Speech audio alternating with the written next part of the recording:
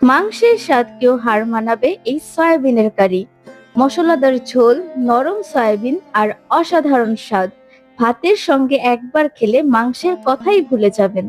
চলুন বানিয়ে ফেলি জমজমাট সয়াবিন কারি। প্রথমে একটি কড়াইতে তেজপাতা, লং, দারচিনি, এলাচ ও পরিমাণ মতো তেল দিয়ে দেব।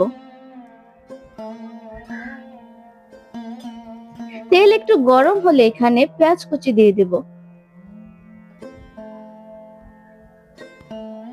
কিছুক্ষণ নেড়ে চেড়ে নেব।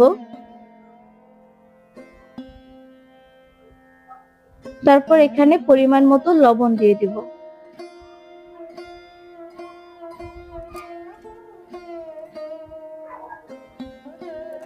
আবারও কিছুক্ষণ নেড়ে চেড়ে যখন পেঁয়াজটা একটু নরম হয়ে আসবে সেখানে আদা ও রসুন বাটা দিয়ে দেব। এখানে ভালোভাবে নাড়াচাড়া করতে হবে যেন মশলার সাথে পেঁয়াজটা ভালোভাবে ভাজা ভাজা হয়। এই কাজটা একটু সময় নিয়ে করতে হবে। এখন এখানে দিয়ে দেব হলুদের গুঁড়ো, তারপরে আবার একটু নেড়ে চেড়ে নেব। হলুদের গুঁড়োটা নাড়াচাড়া করা হয়ে গেলে এখানে দিয়ে দেব মরিচের গুঁড়ো।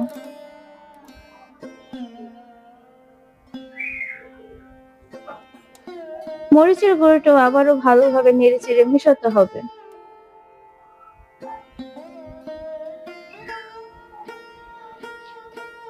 এখন দিয়ে দেব ধনিয়ার গুঁড়ো, তারপরে দিয়ে দেব জিরা গুঁড়ো। জিরাটা আগে ভেজে নিতে হবে। তারপর এখানে অল্প একটু পরিমাণে পানি দিয়ে দেব মশলাটা ভালো মতো কষানোর জন্য।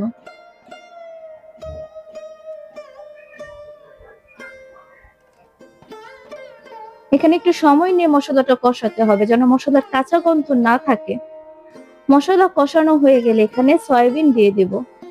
সয়াবিনটা আগে গরম পানিতে ভালো মতো সেদ্ধ করে তারপরে সয়াবিন থেকে ওই পানিটা চিপড়ে বের করে নিতে হবে। আর সয়াবিনটাও ভালো মতো ধুয়ে নিতে হবে যেন কোনো বালি বালি টাইপের কোনো না লাগে।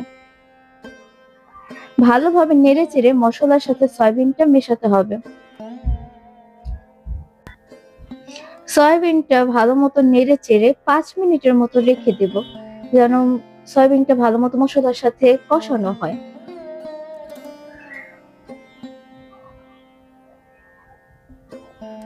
5 মিনিট হয়ে এলে এখানে একটু বেশি পরিমাণে পানি দিয়ে দেব। পানিটা দেওয়ার কারণ হচ্ছে যেন মশলাগুলো সয়াবিনের মধ্যে প্রবেশ করতে পারে। আর এক্ষেত্রে চুলার আঁচটা একটু বাড়িয়ে দিতে হবে। মাঝে মাঝে এসে নেড়ে চেড়ে দিতে হবে যেন নিচে লেগে না যায়। আর এর মধ্যে পানিটা যদি শুকিয়ে আসে তাহলেই আমাদের সয়াবিনের কারিটা তৈরি হয়ে যাবে। তো আজকের এই সয়াবিনের কারিটা যদি আপনাদের ভালো লেগে থাকে তাহলে অবশ্যই বাসায় একবার বানিয়ে দেখবেন। মাংসের স্বাদকে হার মানানো এই রেসিপিটি ভাতের সঙ্গে খেতে কিন্তু অসাধারণ। ভিডিওটি ভালো লাগলে লাইক দিন এবং সাবস্ক্রাইব করুন।